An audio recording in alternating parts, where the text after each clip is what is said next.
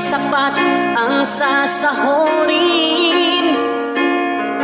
dahil tumataas na rin ang bilihin. Wala na ngang tira sa sahod ko kahapon, dumako lang sa palad ko anong sakit. Sadyang nakakapagod at nakakapanghinayang, ngunit wala kang magawa, ito'y tinitiis lamang.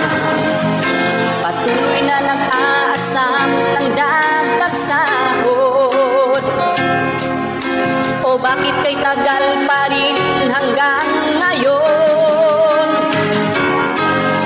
Wala ka na naman ngayong sahurin, masasaktan ka lang pati damdamin. Kahit anong pipitik at kayanin, ika'y kapos pa rin.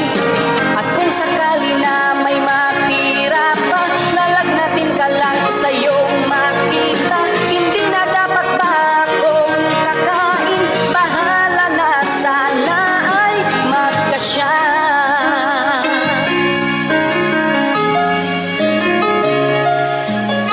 Wala na bang pag-asa pa ang umasenso?